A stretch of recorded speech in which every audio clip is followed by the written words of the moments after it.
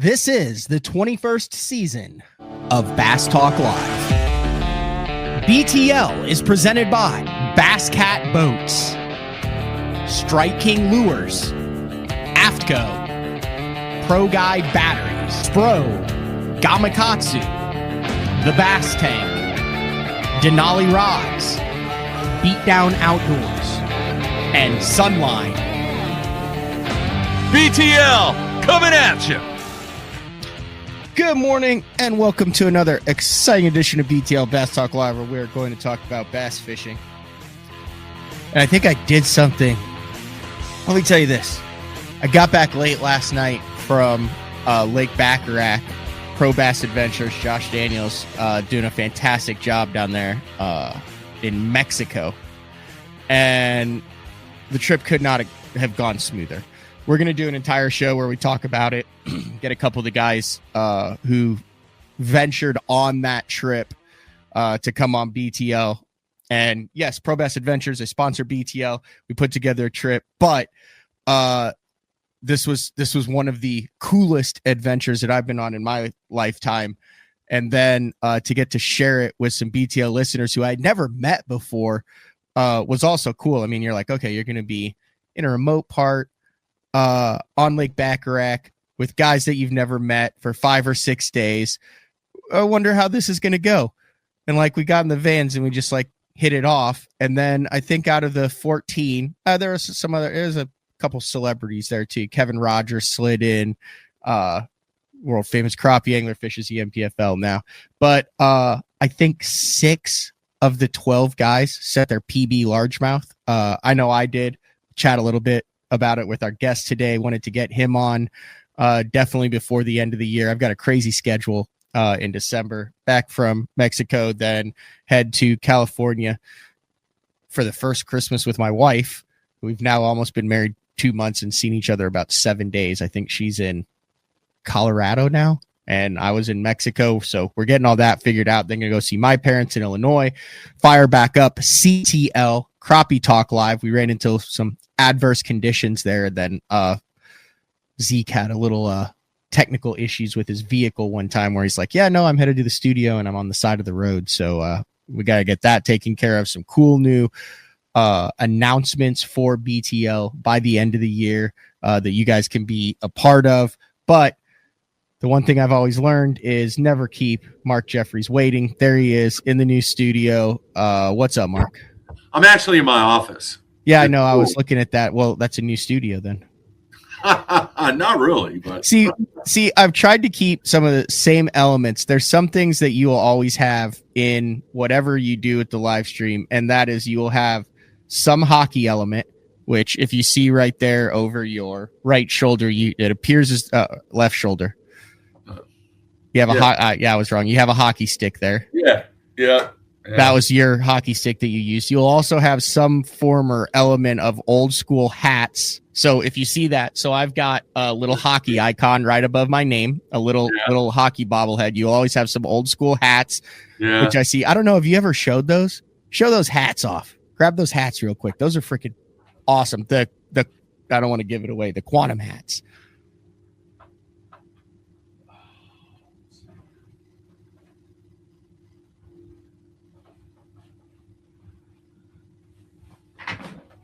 Okay, so we have autograph. Yeah, so this was from the Quantum team, so you get it. So Quantum did this cool thing back in the day. Gary Klein had the red one, Greg Hackney, and then on the side, look at the side. Yeah. Hack Attack on the side. This was the coolest promo. Was Guck behind this? No, back in the day, or was this Kushnerek? Yeah. Then the green Shaw Grigsby hat, and it says Shaw on the side. Yep. Dude, those are going to get dusty. You need to shadow box all those. You need to do like a display somehow. And then Swindle. The G-Man hat, autographed by Swindle with the yellow. Show the G-Man logo on the side. Yeah. Dude, you can't get those anywhere, can you? No. Dean Roll. That one was the coolest. Look at Dean, the red on red, and then on the side, it had Dean's logo with the frog. Yeah. And then last but not least, the KVD hat. And I have a KVD hat lurking around here lurking around here somewhere. Yeah, But I don't know if Kushnerek kept a set, but that might be the only full set in existence. Yeah, right there of those. Very cool. So definitely some elements, but you're a lot of people off the bat want to know how the bowling team's doing. Pretty good, guys team. We head to Las Vegas on Wednesday for 2 big tournaments. We'll be there 5 days. Oh, you're going to take a college bowling team to Las Vegas for 5 days, Mark? Yeah, there's some guidelines. What are some of the guidelines for 18 to 20-year-old, 21-year-old? You got any 21-year-olds? I've one 21-year-old. Okay, what are some of the guidelines that you set for a 5-day Vegas trip? Because I know back in the day when OU we went to we played Arizona and Arizona State, and we stayed right by the campuses there, and we almost didn't have a team after that week.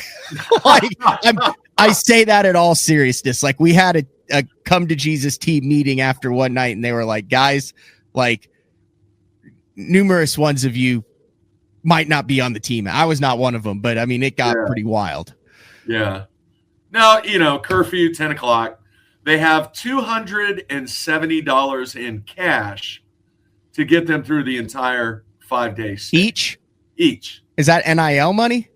No, that's money that we raised for this trip. This trip ends up costing about $12,000, and they raise the entire funding. It's the only event that the school will not pay for. And it's got nothing to do with it being in Las Vegas. It's just, it's enormously expensive. So, I tell them up front when I put my budget and listen, my budget is really, really good. It's not super tight. It's very good for both the men's and the women's program. But in doing the budget, they said, look, we can't fit $12,000 into the budget for Vegas. They went out, they raised the money. It's only the men's team. The ladies are not going because they're all freshmen. I have 7 freshmen. Yeah. So they have to be in bed by 10 o'clock. They choose to do that's their meal money, $270. But this is a great, great group of kids, man. It's a business trip. And that's kind of how we're focusing. We're in 17th in the rankings. And if we have a really good Vegas trip, we're a top 10 team in the nation. Nice. I do have the number 1 freshman in the nation right now in Riley Spear. Nice. And then I obviously don't want to announce it on this. You don't know what other bowling schools are lurking, trying to get an edge. But you said beforehand you're very excited about a recent commit that came through the pipeline in the last 24 hours from faraway land. The roller coaster ride of recruiting is... It's like that in college fishing now, dude. I know. Is there a portal in college fishing? You see guys that are kind of switching from school to school, but I mean, the top high school anglers, and Bassmaster has done a really good job of coming out with the high school All-Americans and really kind of chronicling who's who in the high school fishing world. But I mean, I think Jordan Lee, in my opinion, was the first kind of prodigy to come out of the collegiate ranks, right? Yeah. But I think Tucker Smith maybe was the first kind of prodigy to come out of the high school ranks, then go through the college system, and then go to the Elite Series where he won the Rookie of the Year title. Yeah. Yeah. For just a quick 30-second recap, for those who are new to BTL, Mark Jeffrey started Bass Talk Live 21 years ago, ran it with me and the Bass Zone, the original. Do you want to talk into what you've been doing lately? Do we want to get into that? Yeah. Here's the thing. I planned on getting up at 6 a.m. this morning. I got back from Baccarac at 1 a.m, and I did the forbidden thing. I set 2 alarms. I set one for 6 and one for 6:30.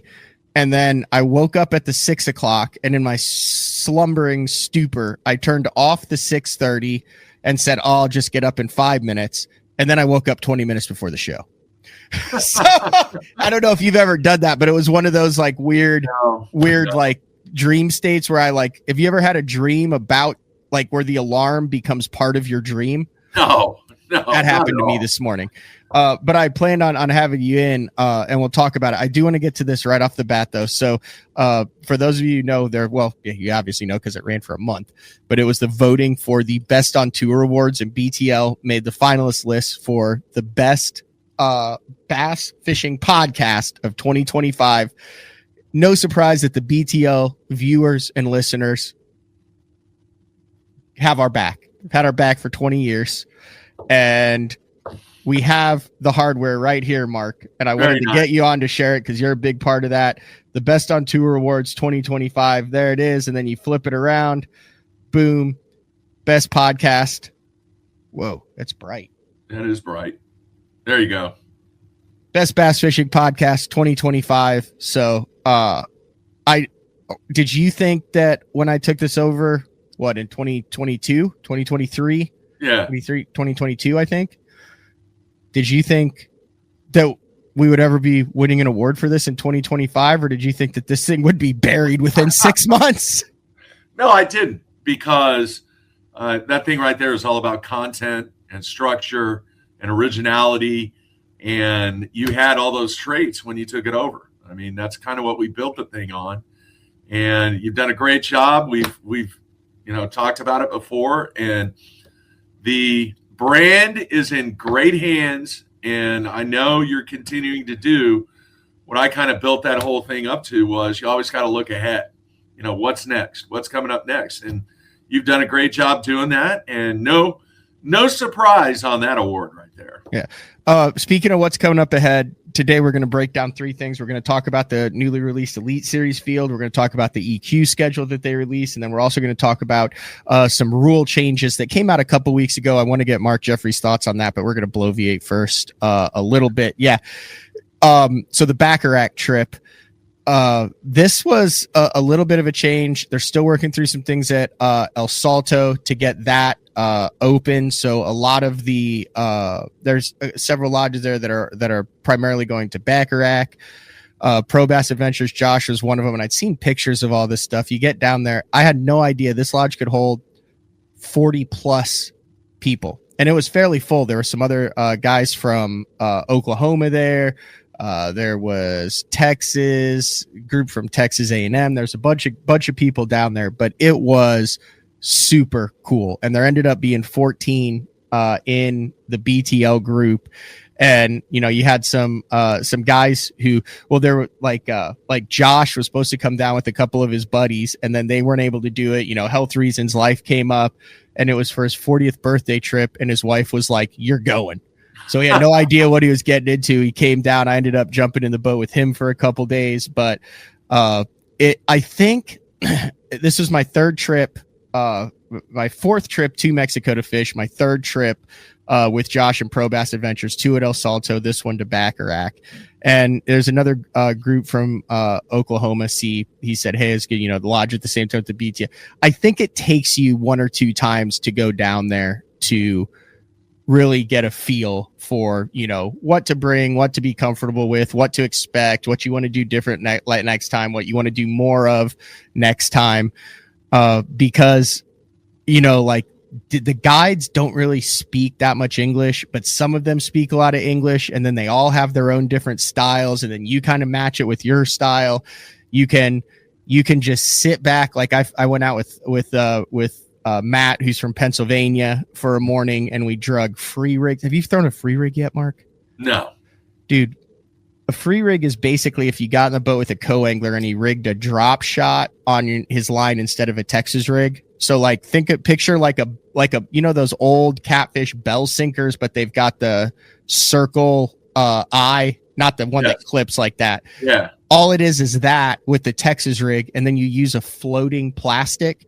So when you and it's just free line up. So think of it just like a Texas rig, but then when you hop it, that bell weight slides down the line, and then the Texas rig floats behind it because it's a big floating plastic. So it's a mixture of a weightless rig, a Carolina rig, and a Texas rig. How heavy is the weight? Like some guys use super light, like 3/8, half ounce, because you want that weight to separate from the line, and then it makes it super natural. And then when you drag it, you pop it, and then the line separates, and then that bait, you see what I'm saying? Then that Yeah. bait just goes, it's freaking deadly, man. It's so deadly. Had you seen it or done it before you got down there? I had heard about it. I had like Rod Wynn had been down there the week before, and he's like, dude, he caught a 10 on a free rig, and he was just dragging it around off the points, and he was like, you need to make sure you get some free rigs. I didn't even know. I had to go on Omnia and buy some free rigs, and there's like a list of free rig weights I didn't even know, so I just bought some. Yeah. And then you big Z-Man plastic that floats. I actually caught some on a brush hog. I have to do a whole show on it with Frank, because Frank's gotten on it a little bit too, but I don't think I can see a scenario other than, flipping heavy cover where you have it pegged where I'll ever throw a Texas rig again. Really? It's that good. He said it's not. This is Frankie Jr. He said, no, it's not. Free rig is trash. Don't listen to him. Only worked because it was in Mexico. It looks weird. It looks like you're a completely clueless co-angler who just put a drop shot weight above your Texas rig. But when we jump in the boat the next time, I think it replaces a wobblehead and a Carolina rig and a Texas rig just kind of going down the bank. So is it something that a co-angler would be smart to try? 1,000%. It's the Okay. same. Yeah. I mean, like if you're a co-angler, I would definitely be dragging a free rig, because you can just get it on the bottom and hop it and have the best and all that. But it's a really, really cool trip. I got a couple pictures. Like I said, I'm going to have Josh on before or after this. I'm going to ask a couple of the guys to come on. But I think one of the cool things that this trip reminds you of, and you have no desire to go to Mexico, do you? Zero. Like, even if it's 6 to 8 pounders guaranteed, 15 to 20 a morning on topwater. I would rather go to Maine. There was a gentleman from Maine there. Well, see, that's just you being an old man. But Yeah. there's a guy down there. He'd been down there 32 consecutive years to Mexico. Wow. Yeah, it was his jam. But Do you have to have a passport? yeah, it's Mexico. Of course, you have to have a passport. Just making sure, man. Just some absolute giants that are there. That's Tonito. That was the biggest fish that I caught there. That was an 11-11 that broke my PB of an 11-4, and I got to do that in the boat with Juice, who's my the best man at my wedding. Yeah. So how long did it take you to get that in? So that was on a spinning rod. That was, I don't know, like a it was probably 3 minutes, less than 3 minutes. The giants don't fight it's just like a cinder block. They don't fight as hard as the 7 and 8 pounders. What pound test? 12-pound braid to 14-pound leader. A lot of the fish were wacky rig fish, minnow fish. Like I said, we'll do a whole show on this. There's Josh with a giant, and there's Juice with a giant. So that's a PB for Kevin. Dude, they came from Canada. Wow. Took him a day and a half to get down, a day and a half to get back. And on the final day, his buddy caught a 10, and then Kevin caught a 9. Kevin caught the 9, and all they did was give each other crap. I mean, it was like me and Juice or me and you out on the water like that. And he was super happy with the 9. And then we were like 100 yards away, and his buddy caught a 10. I have never seen someone so genuinely hoping that the fish was an 8-15, because you could see him fighting it and stuff. And he's like, God, if it's bigger than mine, I'm not going to hear the end of it for 20 years. And then when he said it was a 10, he went from, holy cow, I can't believe I caught a 9 to we got to find a 10-1. It was awesome. But the point that I'm trying to make is, I think there's a lot in fishing of grinding. Like, you want to go, you want to catch, you want to do, you want to find it. But there's very few times, and I was thinking about this on the bus ride back, and you've had several of these days where you spend like literally thousands of hours, tens of thousands of dollars. Anybody who's listening to this show, just think of the amount of time you've spent planning, thinking about, working on, doing, purchasing, sacrificing, explaining. and everybody remembers their PB. Like, I'm sure you can. I don't even know what your PB is, Mark, but I'll say it after the story. Everyone remembers their PB, that exact moment. It's like burned into your brain. I remember mine on Arbuckle prior to this, when we had the one-on-one, and I found that fish next to the Christmas tree, and I got it to bite, and I stepped on the 3 rods, and I broke them, and I was shaking so bad, and I'd been there for an hour in the ZX 190, and I went to net it, and the net slipped out of my hands and fell in 10 feet of water, and I had a flip, like the old flip phone, and I got service, and I said, Mark, you were on the water with, I said, I just caught a state record. And you said, don't screw with me. I'm trying to, I said, no, get over here, get over. And you got over there and you took the pictures. It was only an 11.4. But I mean, I remember that. Like, I remember every little moment. And it's those things you work for years and years and years for those one little moments. And there's like half of the guys on this trip had that moment where they caught their PB. And to share that in the boat with someone else, to get back to the lodge to where the guy tells a story about it, for that moment that's just seared into your memory for all of eternity. When you get that PB, there's something special about that. I think that's like, I don't know whether it's like an addiction where you get like the adrenaline. Like, do you know what I'm trying to say though, Mark? Oh yeah. I mean, I remember mine. There's guys on the instant feedback right now in the comments that are saying they remember it like yesterday. I mean, mine was 1997, January, Lake Fork. It was the first guide trip that me and Pat, you remember Pat, my UPS buddy, took to Lake Fork. And it was kind of in the heyday. And January, what do you throw in Texas? January? Back in the day. A paddle tail swim bait? No. A Carolina rig? No. A Texas rig? I'm shocked you don't know this. A spoon? No. What do you throw in January on Lake Fork? Late January. A water dog? No, a red rattle trap. Red rattle trap. That did not come to my mind for Lake Fork. Yeah, that and Rayburn, both of those. So it was cold. It had, we had a warm streak, and they were really starting to move and stage in January. It was a little chilly that morning, but about 10 o'clock, we were in this little pocket, and it had 2 fingers inside the pocket, and right on the outer edge, right on where a grass line would be, I threw that trap up there. And you know what reel I was using? This is how bad it was. Green Curado? An Abu Garcia 5500. Wait, round reel. Round reel. Push button or the little silver thing on the side? No, it had the push button. Okay, so that was the big upgrade. I remember when I got the one with the push button. Yeah, and and you were with Pat. Was it just you and Pat, or did you have a guide? No, we had a guide. It was okay. Pat was in a different guide boat, and I was with a guide by myself. But you were within sight of each other. Yeah, we were in that same 2 fingers that went in. He was in one, I was in the other. And it's very well known that you lose fish all the time on a rattle trap, or at least you did back then. And that fish jumped probably 10 times. And I finally got it in, and the guy that I was with, he netted it. And as soon as he put it in the net, and that motion that you go from the water, and then he laid it very easily on the deck of the boat, and the rattle trap popped out. No way. And it was 9.8. No way. Yeah.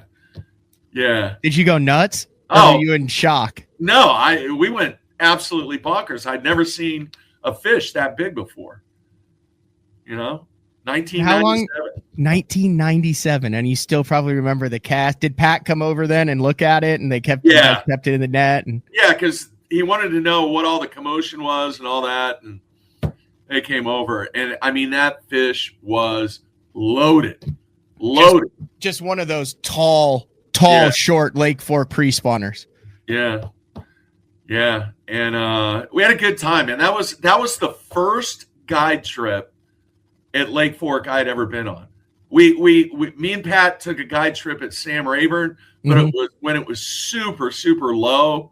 Yeah, and it's low right now. It's 9.5 feet low right now. They're working on the dam. I'm about to head out there in a couple weeks. That's kind of how it was, and we caught numbers, but we didn't catch anything big. But that trip to Fork, and then we went back. What's funny is we went back the next year, and we got into them in the fall. We went back in the fall instead of the spring, and we had just an incredible day on a chug bug. How many people out there know what a chug bug is?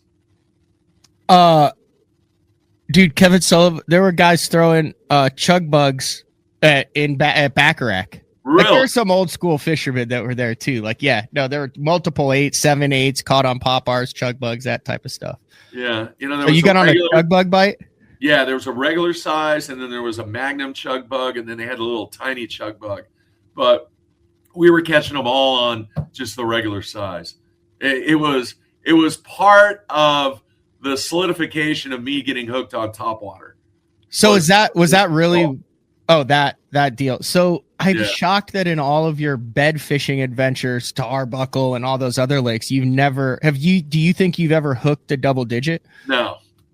You never even hooked, like, you don't have an, oh my God, I lost it story? No, I don't. No, not at all. Just that one. In fact, I still have that rattle trap. And there's nothing we can do to get you down to Mexico next year. Man, I wouldn't say that. I mean, your kids are grown up, out of college, everything. Like, so it's an interesting scenario, right? Because part of what makes those lakes, Baccarac, El Salto, the Mexico lakes, so special is their lack of accessibility and the element of risk. And that's the honest truth. Like, there is a slight element. There is a element of risk as flying into Mexico. You get picked up by the vans. You head to the lodge. Now, do they do an incredible job of meeting you at the airport in the Pro Bass Adventure jerseys? Oh, Matt, getting everything, making sure that your journey there is safe, that the lodge literally feels like you could be in Florida or in Oklahoma or in California when you're down there. The genuine camaraderie that you build with the people who rely on this to make their living is true. Like, I felt 100% safe 100% of the time. Yeah. Mexico, it is not the United States. Do you see government federales with weapons on the way down? Yeah. But, once you've been down there a time or two and you become used to it, you're like, oh, that's life. That's how they work down here, right? That's part of it. It's saying I didn't even lock my bedroom doors at night. Maybe. Very, I'll throw it out to a maybe. Okay, I think we work on you. The plan is for BTL to do 2 trips now. One to El Salto, which is a lot of 6 to 8 pounders. Not, well, who knows now? Probably 8s, 9s, some 10s.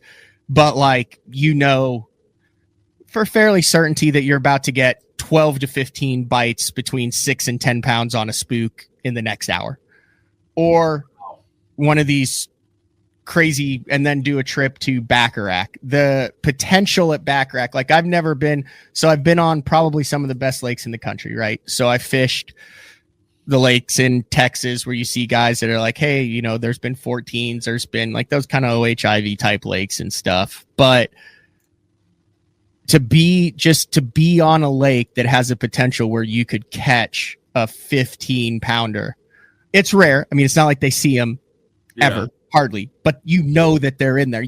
There is a real possibility of a teener. It just doesn't exist in 99.99% of the country, Mark. And I think that's also part of the allure to it. No, I get it. Now, let me ask you, and I'm not talking fruit jar stuff or anything like that, but has there ever been a legit tournament on either one of those lakes? Yeah, so that's funny because you obviously don't know about this. So this past June, I guess the water draws down, and Josh had a tournament called the King of Baccarac. And it was and this was 2 anglers in the boat, and they fished for, I think, 4 days, and you got to keep you wage your biggest 3. So it was a multi-day tournament, right? So if you caught 3 15-pounders, you'd have 45 pounds. So they weighed your biggest 3. Let me see if I can find. Do you think that one of the American professional tours will ever go international? Not down there. No. Okay. Couple reasons. I think that there's probably a handful of anglers on the American tour who are not allowed to travel internationally. That's the honest truth. I think Canada is obviously the most likely place, but I mean, also, I think that's a deal where you make a mistake 10 years or 20 years ago, and our friendly neighbors to the north say, "Not today." But so we had this king, and also logistics wise, listen, we can't get Bassmaster to go out west.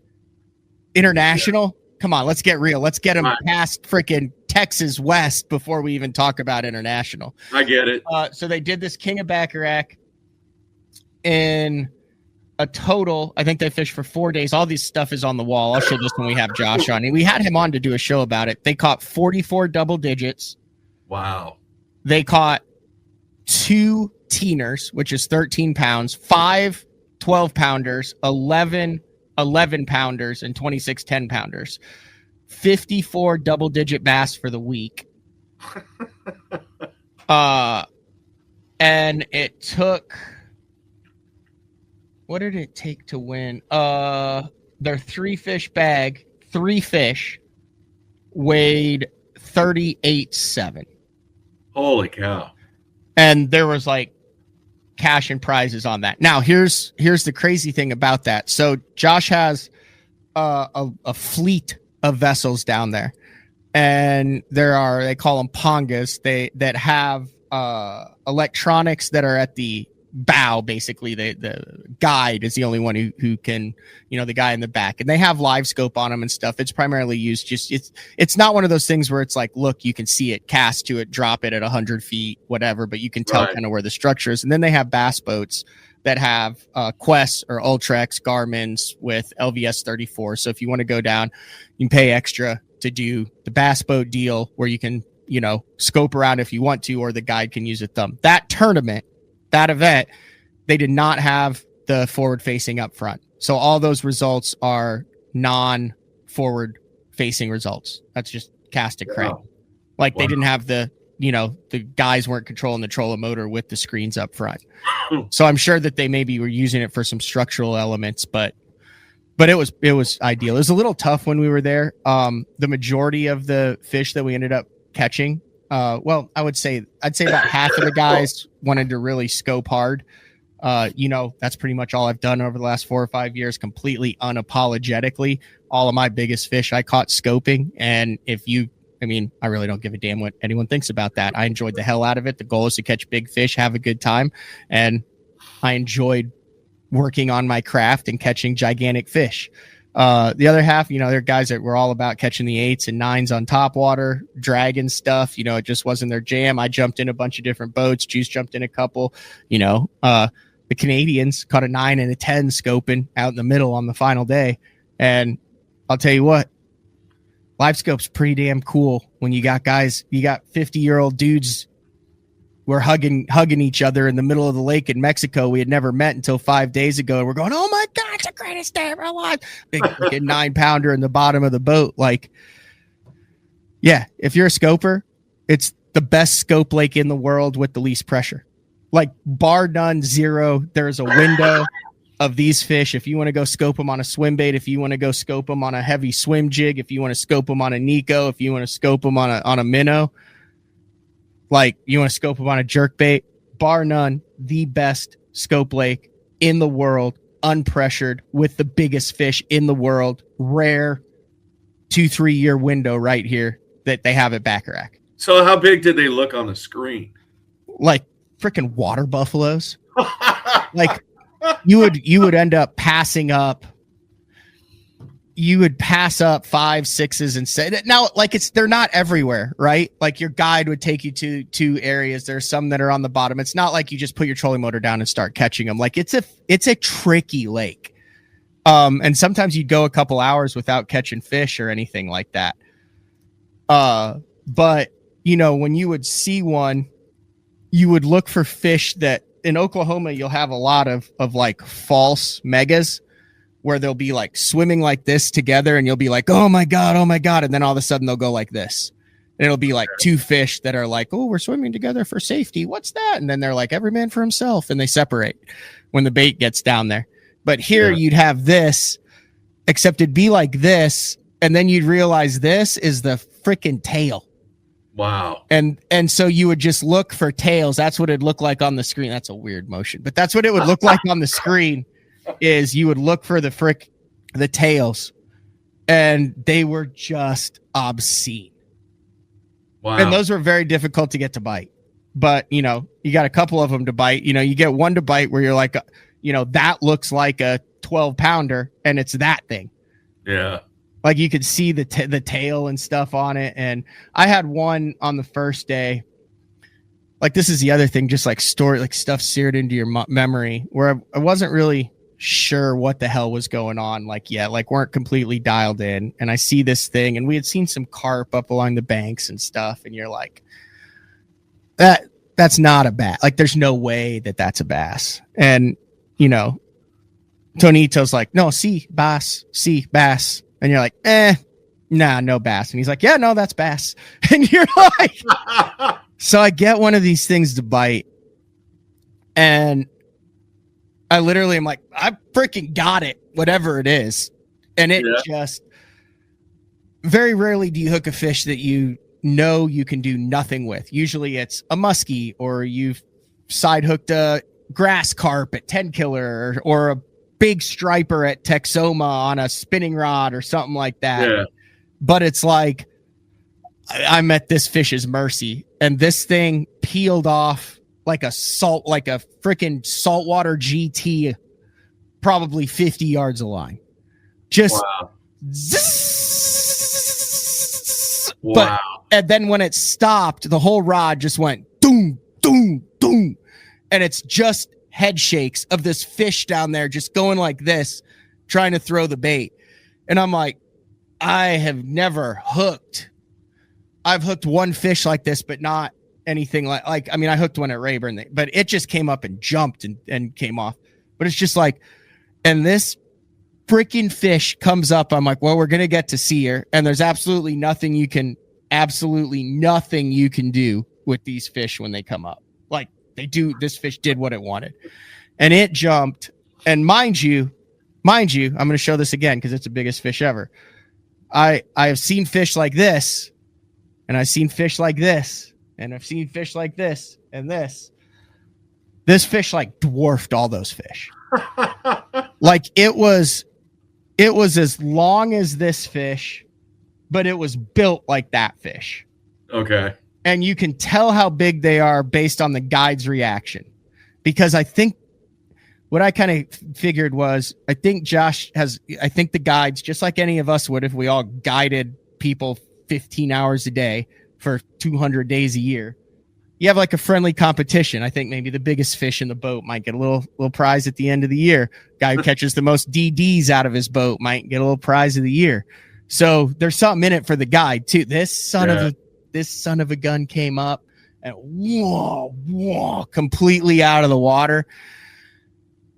And when it came back down, it immediately went into another run and broke me off.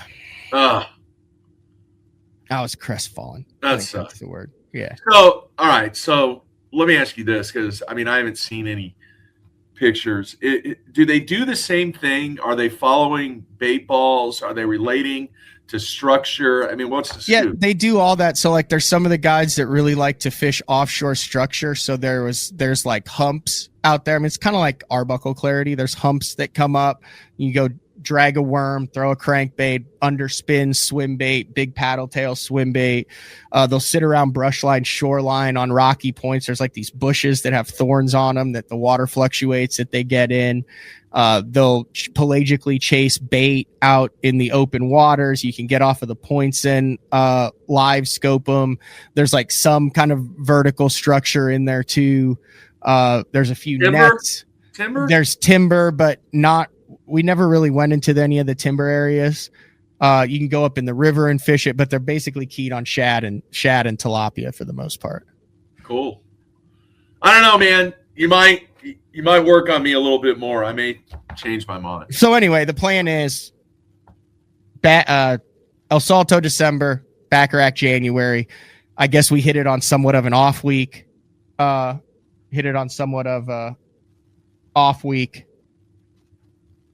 think we had 5,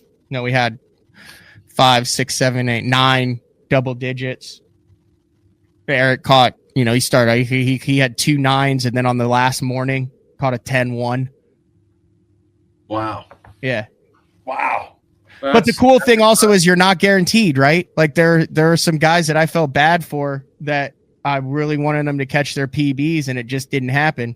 But this was also my 4th trip down there, and it took me 4 trips to catch an 11-11.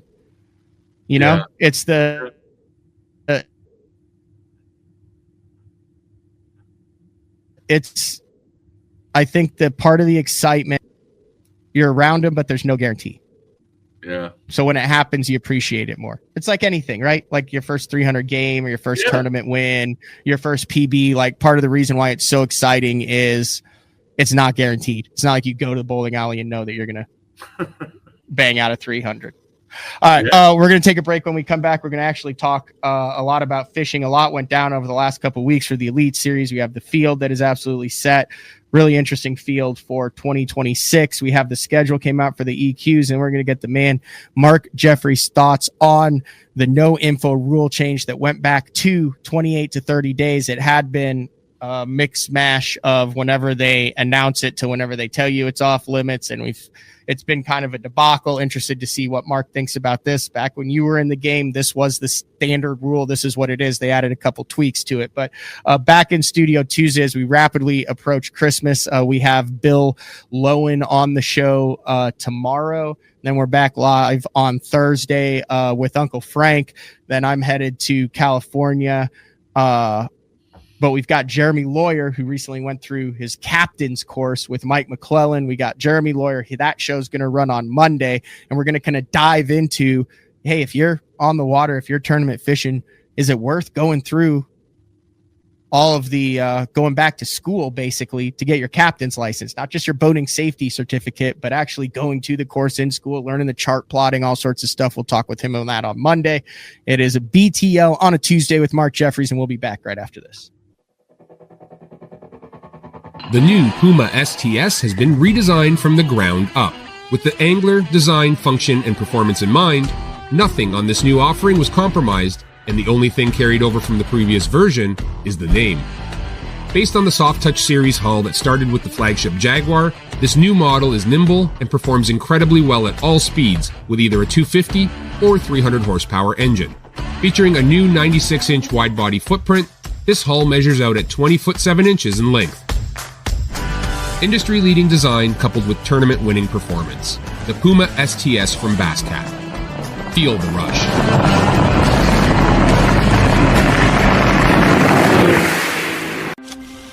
Before there were hashtags, there were handshakes and shared stories. They gave us confidence to make our first cast and chase our dreams. They taught us to fish, and in the process, taught us about life. They taught us that success isn't just about reaching the top. It's about lifting others up. The future isn't just about selling tackle. It's about 3 simple words. Let's go fishing. Here's to the original influencers. I fish in some of the worst elements across the country.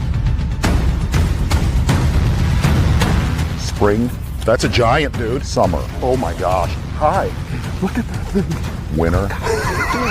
It's so cold. And fall. Got a big one. That's awesome. Being comfortable and staying dry is the only option. AFCO. Any fish, any water. At Beatdown Outdoors, we know you depend on your gear to hold up in any condition. We built for that. We test for that. In fact, we pride ourselves in that. Because we know when the time comes to test your gear, you aren't going to take it easy. So we won't. We build premium, made-in-the-USA products that you can rely on in the moments when your equipment should be the last thing on your mind. When I'm in a tournament, conditions are constantly changing and every second matters. With the Deep Dive app, I can instantly pull up all the current lake conditions all in one spot. So no more looking at weird government websites. In just one quick glance, I have water clarity, water level, wave forecast. It's all right there in the Deep Dive app. Download the Deep Dive app and get all the tools you need to put together an awesome tournament.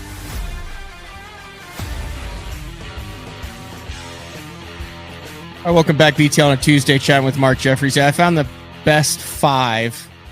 So over the week, the best 5 that I caught went 53-12. Holy cow. Jeez. And like I said, that's over 5 days, right? So that's 11-11 and 11-1, a 10-9, a 10-4, and a 10-1. God knows if I landed that other one, it would have been absolutely bonkers. I did one morning of 50 plus by myself. But in this Kings of Baccarac deal, their best 5 went 60 pounds, 11 ounces. They had a 13-12, a 12-8, and a 12-3. Those were the 3 fish that counted for their 3 fish limit. Like that 11-11 I caught wouldn't have even helped them. They culled out 2 11-pound 2-ouncers. But the crazy thing is the second place team, their best 5 went 61-5. 13-8, 12-10, 12-2, 11-11, and 11-6. So like my biggest fish from this trip was their 4th biggest. Anyway, wild stuff. Before we went live, Mark, I think we've come to the conclusion that there's like 3 Elite Series anglers left in the 2026 Bassmaster Elite Series field that was just announced that were part of the 2006 original field. Yeah. 2026 is going to be the 20-year anniversary of the Elite Series. And it was a question I had actually asked you, and then we started going through the list, and we decided or concluded that there were 3 guys. Menendez, Bill Lowen, and what, Steve Kennedy? Steve Kennedy. And I heard you mention you're going to have Lowen on tomorrow. It will be really kind of insightful to get his take on that from that first event that took place in Texas to where he's currently fishing in his 20th season on the Elite Series. What are your thoughts on that, Mark? You were there. You covered the 2006 Elite. Yeah, you went to every single one through 2016, 2017, and then I went to every one from 2008 to 2018 or 2000. Yeah. Is that good that there's only 3 left? Is it bad? Is it surprising? Does that show that there's new blood coming in? Does it show that maybe it's struggling because only 3 of the original 100 are left? Like, what you've been around this game for a long time. What do you think that says about the Elite Series? That it's difficult, and there's a lot of factors in seeing only 3 anglers that are going to be around that were around 20 years ago. Now, there are anglers, Hackneys, Swindles, that Iconellis that left are on the current Elite Series that were in 2026. We're talking about anglers that have seen every cast in the Elite Series that did not leave for Major League Fishing and then return, which are Mark Menendez, Steve Kennedy, and Bill Lowen. There's 3 anglers. You lost Bernie Schultz this year. We've got Rick Klun, who's no longer fishing it. Matt Herron, who's now at the NPFL. So there were a number, but these are the 3 that were there at the Battle of the Border in 2006 in Del Rio, Texas. So there you go. Yeah, I think a lot of it has to do with economics as far as the longevity of guys that have sustained a career on the Bassmaster Elite Series and really even sustained a career in no matter what trail they're fishing, because the availability of sponsorship money. Think about the heyday in the beginning, Matt. When it first started, there was a ton of money available. These guys were actually making 6-figure livings before they ever made a cast. And then it started to go away. And then it eventually, got smaller. And then, over the years, with the the change and the impact that social media had on how companies wanted to spend their advertising dollar, the dollar started to decrease. And then you had guys that were kind of scrambling around trying to be very creative in creating revenue streams because they still had to pay house payments. They still had to pay insurance.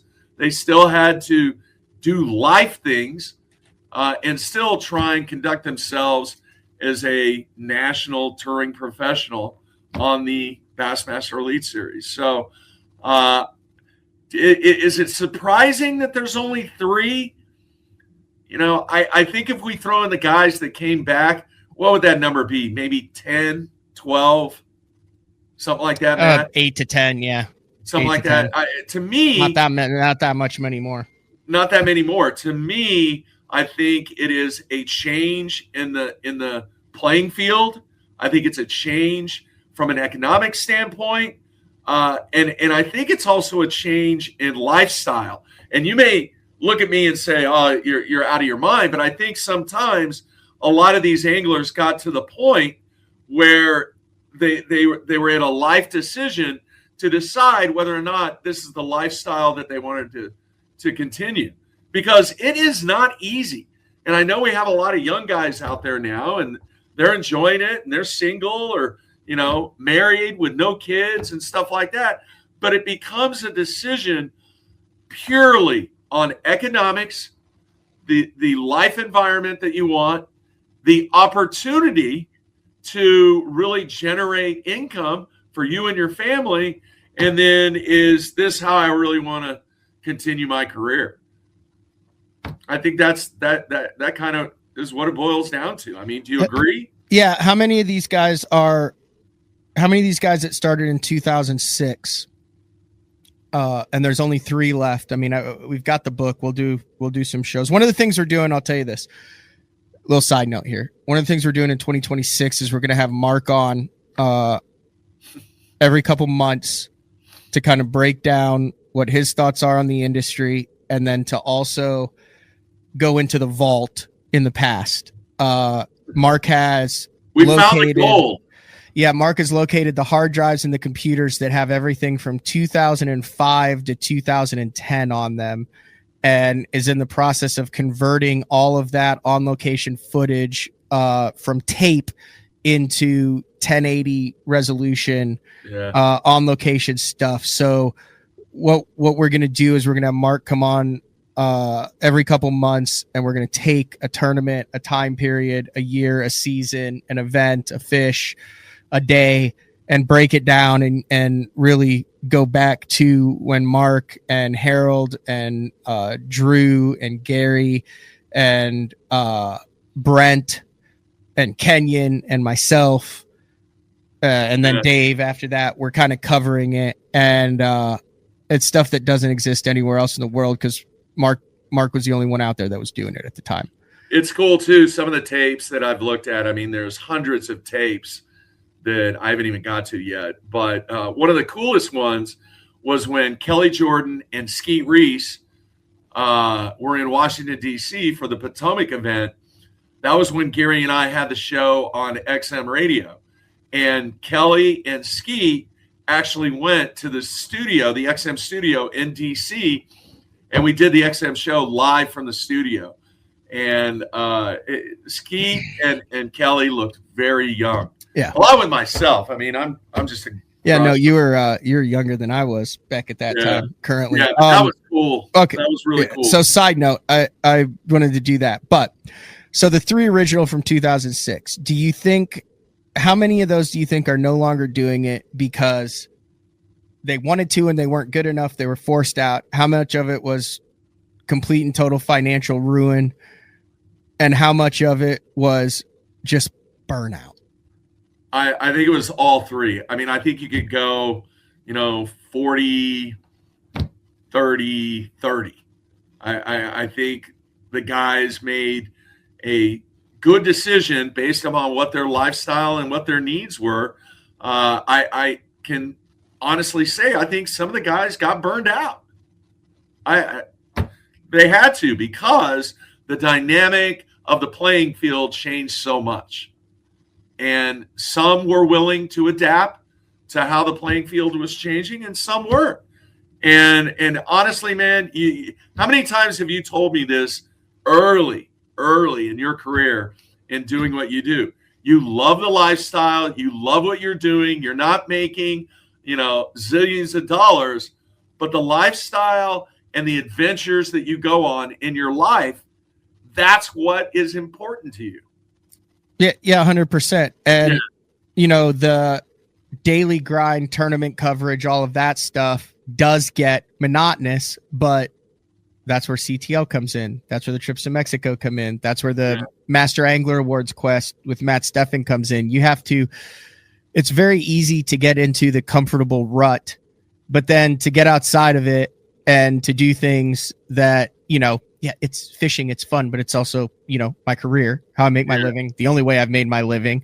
So if you take about it in your whatever your profession is, there's a lot of people on this trip who, they work at 9 to 5, but they're also in managerial positions and have opportunities to do stuff. Like I've gotten to the point where I'm like, okay, I find this interesting. I want to do this. Screw it. I'm going to go do it and bring everyone along. And if people don't like it, there's, they don't have to watch it. We'll stick with the core stuff that it's always been. But yeah, I think burnout is a real thing, especially in fishing where it is such a grind and it is so much long travel and it is Groundhog Day over and over again.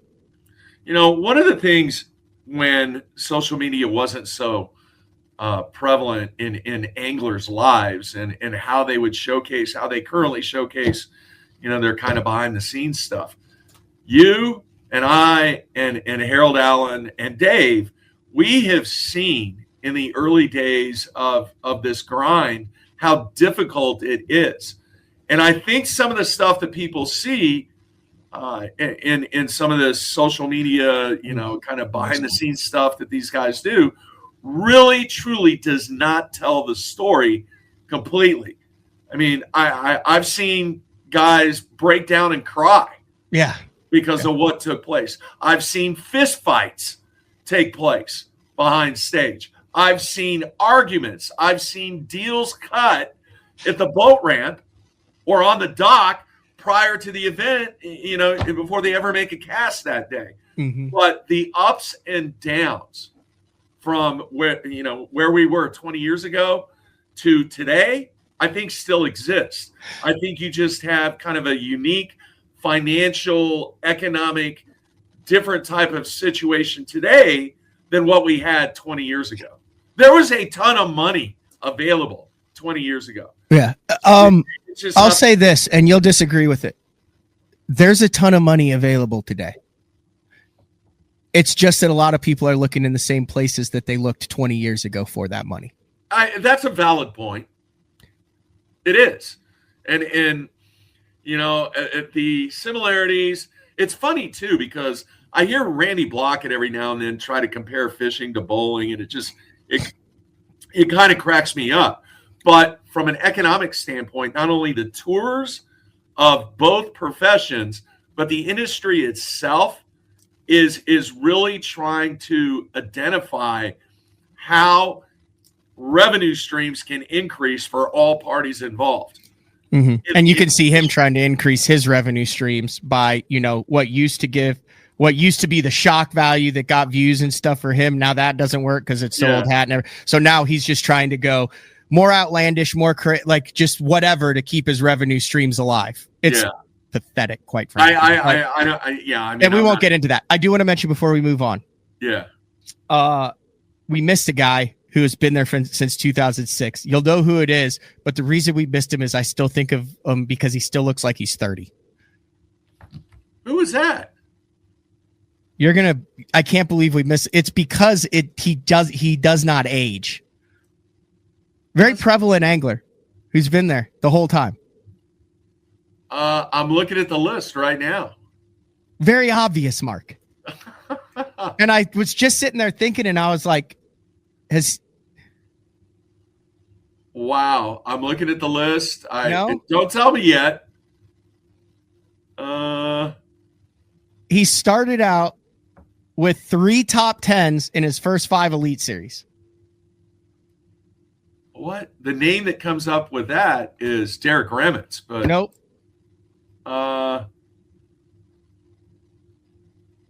Oh, this is insane. I'm looking at the He's list. like an elder statesman now. He speaks for the anglers. Oh, it's not Polinick. No. Big fan of soft plastics. Holy cow. Harold and his dad were very good friends. Harold and his dad. Golfed all the time. He would golf with this guy's dad with a fifth of Jack and then have to come in and try to do wide open. Oh, John Cruz? Yeah. Oh, good grief. You're right. You're right. Michael Cole got it. Anytime Wow. Harold went golfing with John Cruz's dad, we had to prop Harold up to get through the evening segment. Yeah. They hit it early and hit it often on the golf course. Yeah. Yeah. All right. So let me ask you a question. You bring up the comment about there's money out there to get. It's just they're not looking at the right places. 100%. So what would a right place be? Non-endemics whose customer base enjoys bass fishing. So it's more about networking then. 1,000%. Just like everything else has changed in the industry, the value of a professional angler, especially at the Elite Series level. Listen, you want a hot take? This is a hot take. Has never been greater and never been more accessible. And the young anglers coming in have never had more of an opportunity to have financially secure multi-year deals. And the anglers who are veterans have never had a better opportunity to take advantage of the platform that they have built over the past 20 years to sign lucrative multi-year deals. But instead of looking at the quote pie that everyone talks about in this industry of, there's MPFL anglers, there's BPT, there's Pro Circuit, there's Opens, and there's Elite Series anglers looking for this pie. Everybody's looking at the dessert as a pie. But guess what? There's a lot of freaking types of dessert, Mark. And they're sitting over here in the fridge, not getting touched while everyone's fighting over this mediocre pie. Go after the other desserts. Go after the 3-layer cakes. Go after the freaking fudge sundaes. Go after all of this stuff where you can use your platform as a professional angler to build other people's brands that are outside of the industry. There are anglers who are doing this right now, and I know this for a fact, that are bringing in more than 6 figures that have zero endemic dollars coming in and have never made a cast on the Elite Series. It is there. It is lucrative. And if you have a personality and the ability to go out and build equity, to build relationships with a brand that you can bring the WIFM, the WIFM for a non-endemic in today's day and age, especially with social media and how competitive everything is, has never been higher to say, hey, this is my guy. He's one of the top 100. And your deal with them isn't, hey, I'm going to, talk about your outhouse business on Bass Live. No, that's not going to get it. But let's say you've got, this is totally random. Let's say you've got an outhouse business and there's a guy who runs a deal who wants to rent 5,000 outhouses, and you find out that he bass fishes, and you go, oh, I sponsor this dude. Let me hook you up. He'll take you out. You know what I'm saying? Yeah. That's where the freaking value is today. The value is in taking advantage of your status and the hard work that you got there, not to sell worms or to sell baits, but to help develop relationships with non-endemic or semi-endemic. That's the sweet spot, is the semi-endemic, with a lot of marketing dollars for them. That's I have 2 things. One, I'm going to test your memory here. What was probably at the time, and I still think it's probably the greatest attempt to try and capture a extremely well-known non-endemic during a Bassmaster Classic. Ike and Ellie with a Nike shirt. 1,000%. And the amount of time that he had the flame jersey, and underneath the flame jersey, he had a Nike t-shirt, and he specifically did that Yes. to try and capture the attention of this type of non-endemic. It didn't work. And when you look back at the 20 years, Yeah. Like I'm talking more like a Grant Goldbeck Nightingale. well, yeah, that's all about who you know and your acceptance of failure. Okay. And if you're going to go down that path, I mean, I'm going through the same thing, trying to get sponsorship for this new league that we're starting to try and build and launch in 2027 when it comes to collegiate bowling. But here's the deal. You have to be able to accept failure. Yeah. Failure will make you better. And there's a lot of individuals out there that just cannot handle failure if they get shot down. And I'm not talking about going from this tackle company to this boat company to this. No. Right? It's establishing what you said, the relationship with the people that are going to potentially invest their dollars in you. With them. That's what marketing is.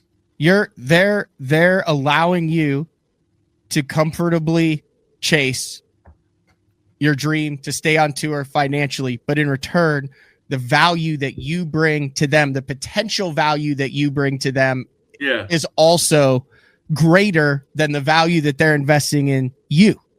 Yeah. It's super easy. Jim with a great question. Mark, what was your first sponsor when you started BTL? How did that work out? Yeah, it was Andy Carroll. And Andy Carroll was with Pradco.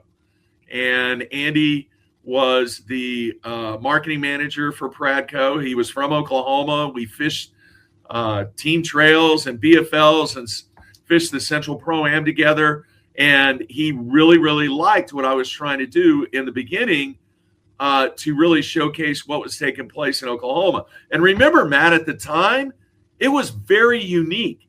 You could fish just about every single weekend from the month of March to the month of May for a $20,000 boat every single weekend.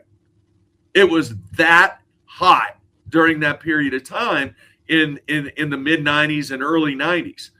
What happened then is, the 56K modems started to go away and people started to get quicker internet connections during, those next 5 years. And Andy got in and Pradco got in on the initial sponsorship. That and Falcon Rods was another one. And part of the reason, and this can't happen today, but part of the reason why I got John Beckwith and his son Chris to come on board was I bought their domain. I pirated the domain and then held it ransom, for lack of a better term. Not for lack of a better term. That's exactly what you did, though. You were ahead of the curve to where you were like one of the first people that understood how websites worked.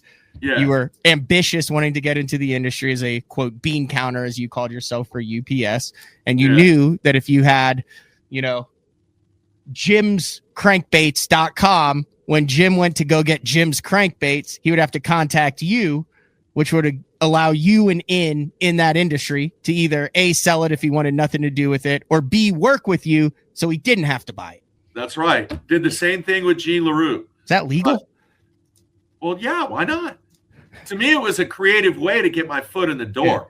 And for anglers, even professional bowlers, and really any of the up-and-coming individual sports, when people are trying to obtain sponsorship, it's getting your foot in that door.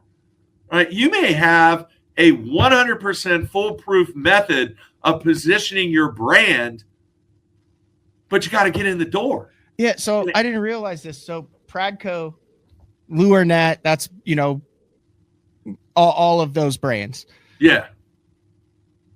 Yeah. Have been with BTL and Bass Zone since what year? Oh, I mean, it was 95, maybe 91. No, not 91, 95.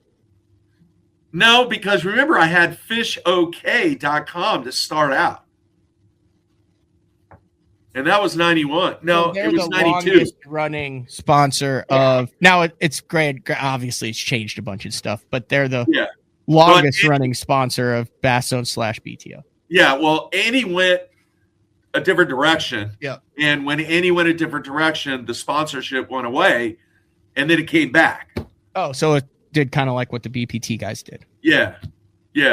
But I think you are 100% on target if you really want to pursue whatever profession, be it, professional fishing, bowling, golf.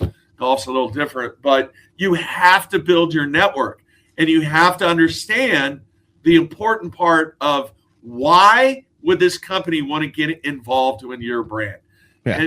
And come on, man. I know the old, I get 1,200 Facebook likes and all this. Now it's like 97 million impressions. I mean, the people that are making decisions, they know that is a facade when it comes to you representing their brand in the way that they do. Here's another question, Matt, and this has drastically changed over the 20 years too.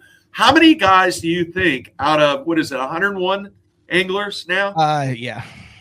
How many of those 101 anglers, either be it endemic or non-endemic, are actually employees of that company and get health benefits and all the benefits of being an employee with that company? What do you think that number would be? Not that many that understand that's the best option. Oh, well, that's what I'm saying. I bet it's less than five. Yeah, that's what I was going to say. That used to be the gold standard, and the top guys would have all of their, their monthly cash flow from that sponsor would not be impressive, but that they would basically be an employee of that company. Their family would get to go on it. So instead of being an independent contractor, they would get their 401k, their health, their benefits, all of that stuff, which basically the company wasn't out. They weren't shelling out huge because they have thousands of employees that are under this umbrella, but that provided financial security, safety, medical health, all that for that angler. I mean, there were several companies that were well known for doing this with their top anglers, and that's why you saw such loyalty even through lean times, was because they kept those anglers on those plans, which, as a guy who's going through that now and recently married and all that stuff, I mean, that is just a straight up money pit until you get kind of on that. Yeah, and the interesting aspect of the early, and I mean early stages of the PAA, that's one of the things that they wanted to try and accomplish, was to, give health insurance and a benefits to the anglers, because those deals were going away. Yeah. Out of the initial field 20 years ago, I bet maybe 30, 35, 40% of the field had some type of an arrangement as quote unquote an employee benefit. Dude. Yeah, no, that's good. It's totally gone now. Yeah. It went away. Now, the other thing is, what is one characteristic about Mike McClellan? And a lot of people may not know this.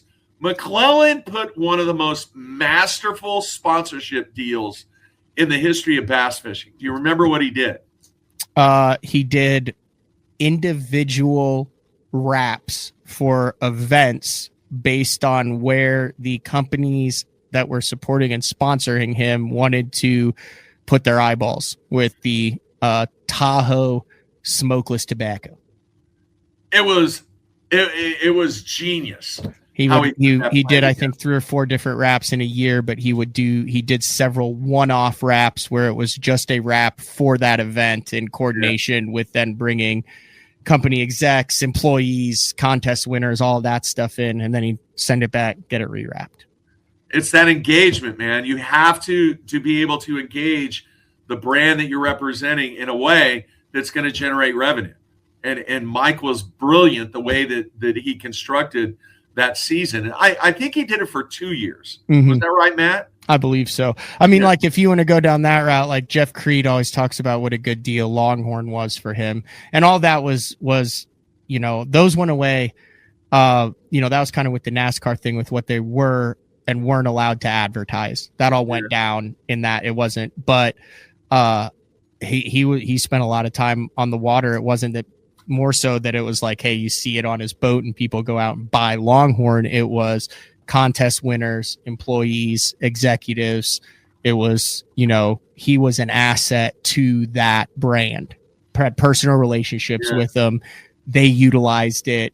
He had the personality to where he could go out and BS with whoever they wanted to put in the boat with him, whether it was other, celebrities and all that. That's where I think a lot of his value was. And he'll admit it. I'd love to get him off of the pontoon boat down in Destin to come on the show, because he actually, who did I have on? I had someone on last week who brought up a really good point. He was the first guy. It was Mark Menendez. He was the first guy to go out and chase pelagic fish and almost win the tournament. And it was on Oneida when he was cracking the shad colored tube in the middle of the lake in 2009, the one that Chad Griffin won on a pop bar with fluorocarbon. Remember, Jeff found that big school of smallmouth out in the middle of the lake that had been untouched, and he found them based on the birds, even though they weren't coming up, and he was blind casting them and snapping a tube. I'd love to get him on. No. So I have a 10 o'clock meeting that has something to do with BTL, which I never cut these things short. So, but there's also some other things that I want to get to. Well, here, let me say this, and hopefully, maybe you'll get some feedback on whether people like talking about the past. I think with it being the 20th anniversary of the Elite Series, that keeping the past alive with some of the stories and some of the things that have happened, and having some of these guys that are no longer involved would be interesting to some of the fans out there. I mean, maybe some of the fans, they don't care. Maybe they could care less about the past. But if you do... Here's the thing. This may sound selfish, but I really don't care, because I find it interesting and I want to talk about that. And I'm trusting myself and our gut on doing this, so we're doing it. And I think that even if it doesn't sound sexy, I think it might be one of those things that turns into one of the biggest things. Like, it feels right. It feels like a little switch up. I want to talk about these things, so we're talking about them. All right, man. What else? They came out with the EQs. I just want to get your thoughts on how all of this stuff works with the forward facing. We haven't really had you on. What are your thoughts on the coin flip? Like, the EQs came out. The Bassmaster Opens now, one without, one with, one without, one with. So the EQs, they'll be forward facing sonar. There's 3 tournaments, and they're really pretty badass. It's September Norfolk, October Toledo, November Gunnersville. So one, either Norfolk or Toledo, will be no forward facing sonar, and then for Gunnersville, they'll flip.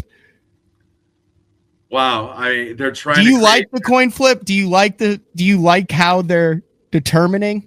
It's not bad. It's not great. It's just kind of lukewarm, in my opinion. I know that's kind of a walking on the fence deal, but I am the kind of person that when I'm involved in stuff, I like to know and understand crystal clear what the conditions are that we're going at, rather than an unknown.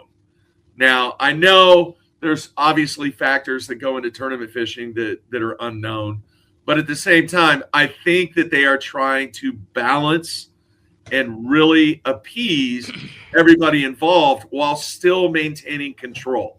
We're nowhere near this thing settling down. Bassmaster had an opportunity to really close the door on this, settle it down, and make this a non-issue in the future. And they chose to prolong the chaos. I agree with that. NPFL has done a good job of being included in this conversation. Yeah. By making the business decision to go away with it.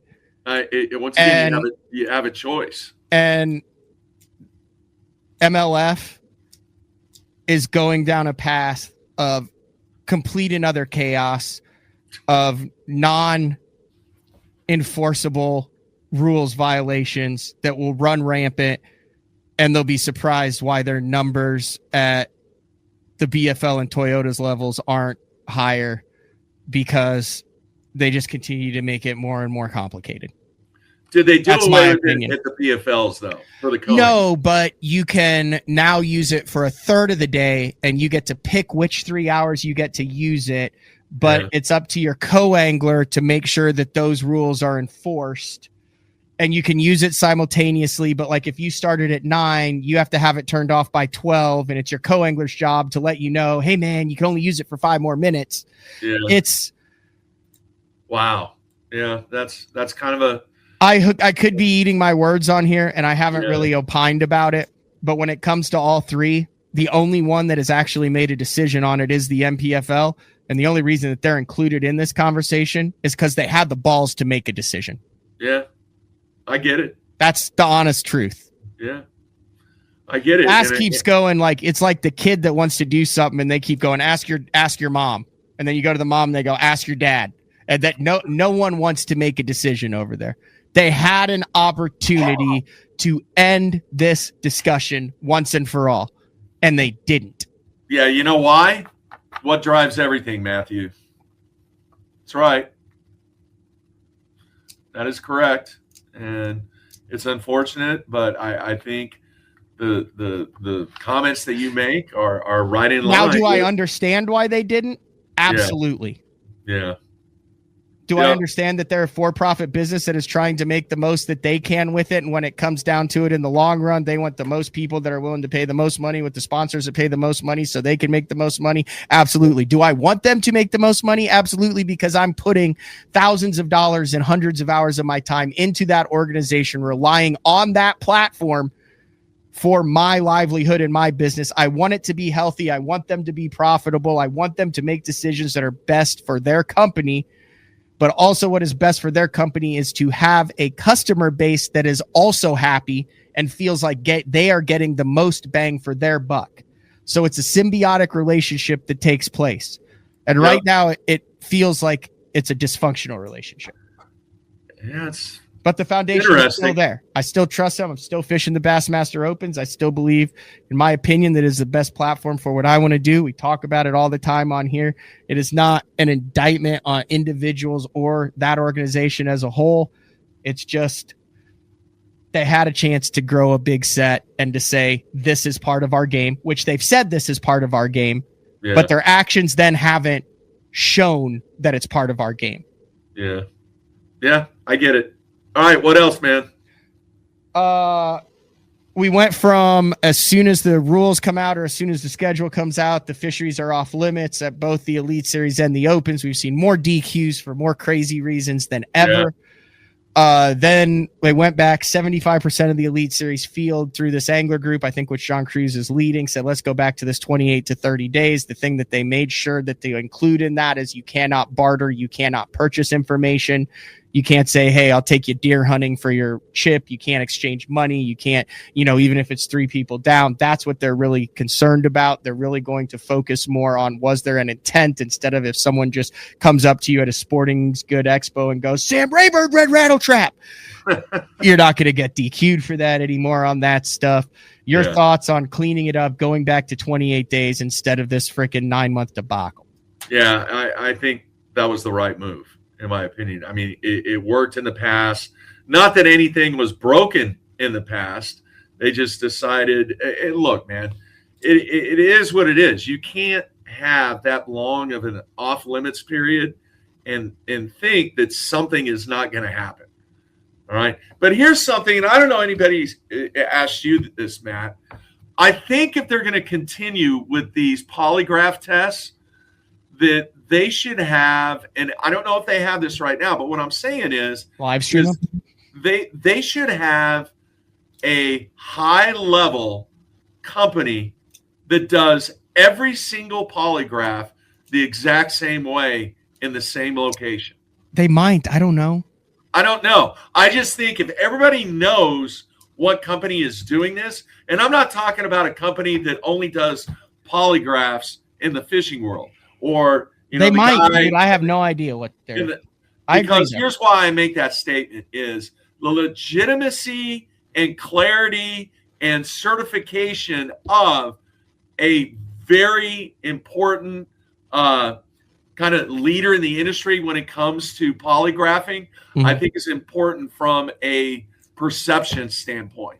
I mean, if you know up front that, and I'm just going to use the name Coca-Cola, all right, because you know what the brand is. If you have somebody that is the Coca-Cola of polygraph test, and you know up front, every single event, this is the company that's going to be utilizing polygraphs, the reputation that they have, and I don't think they need to be involved and have ever been involved in the fishing industry, to where now you have this total and complete separation from a polygraph company standpoint that brings legitimacy to what they're doing. And then that procedure is not in question.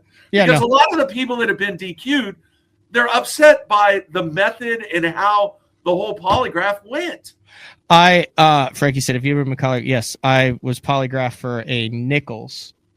I've never been, I was literally shaking during the entire thing. I've done it twice. I was so nervous. I knew I hadn't broken any rules, but it's amazing how when you're in there, every little thing that happened during the day runs through your head. Like, did I start the motor before I clicked the life vest, or was the life vest clicked before I started the motor? And that was, there's really no off limits in that stuff. Passed it, no problem. He said the biggest issue was I spiked when he asked if I was from Oklahoma, because at the time I still had an Illinois driver's license and I'm from Illinois. But you can't ask him questions during the polygraph. So when I said I didn't know whether to say no, because I was from Illinois and had only been in Oklahoma for 5 or 6 years at the time, but I did live in Oklahoma. I was getting my mail in Oklahoma, but I still had an Illinois driver's license. So he thought it was weird that, and I explained it to him after, and he laughed, and he's like, okay, yeah, that would explain it. Yeah. Do you understand the point I'm trying Yes, to I make? 100%. You want to make sure that it's the most reputable thing ever, instead of just who are these and where are they and stuff. Yeah. You want them to make a big deal. Like Bass signs a deal with Acme Polygraphs. Yeah. Or whatever it is. Yeah. Here's my take on it, and then we got to wrap things up. I got to get on a conference call here. Right. Fishing is all about relationships and chatting. I just talked fishing for 23 hours a day with a group of people that I had never met. When you're with an organization, regardless of what organization it is, you meet a lot of listeners and viewers that what you have in common is fishing. And when you have an entire set of the best lakes in the country that you can't speak to these people about, you can't talk about, you can't go to a freaking expo, you're basically put a muzzle on. You have a lot of really, really good, genuine guys who don't want to get DQ'd because literally their family's lives believe on it. And it ends up going, you can't talk to me about that. They can't connect with the fans. They can't talk about stuff. They're always on edge. The biggest part of the sport that I think is one of the most important things is its accessibility to the common viewer, the common listener who can walk up and chat fishing with Gerald Swindle, who can walk up and ask a fishing question to Brandon Polinick, who can share their biggest bass that they've ever caught with Carl Jacobson on Lake Gunnersville. And not have those guys who genuinely want to know it, who want to make that contact and build a fan for life, go, whoa, you can't tell me that story because I fished there in 8 months. That is some bullshit. Yeah. And the organizations need to realize, and Brad and the NPFL really laid this out. Go read the rules that the NPFL did. Go read why Brad did this. What he included in it is he wants to build that brand. I get nothing against the NPFL. There's a lot of stuff they do that I don't agree with. But one of the things that they nailed is one of the crazy things that they got right was you want your anglers to feel comfortable to connect with the everyday fisherman and coming up and telling those stories without fear of getting DQ'd, getting polygraphed, learning something that you weren't trying to learn is a massive part of this. At the Opens, you have regional guys. Literally, I have kids.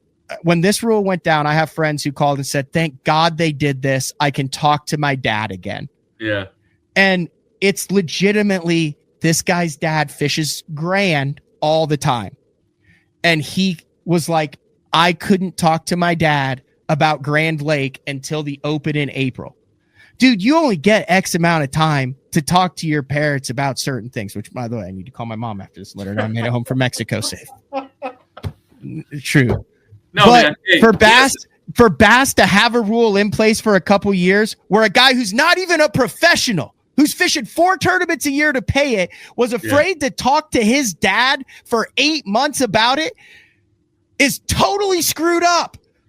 And if you're talking about, oh, well, they should get help and all that, there's not a single angler out there, even these righteous guys who are saying, well, it should be about the absolute integrity and stuff. You've been in this game long enough. I've been in this game, everyone. When it's legal, 100% valuable information, every one of these damn guys, every single one of them will take valuable, credible, legal information And it's ironic to listen to guys go out and say, well, I've never gotten information.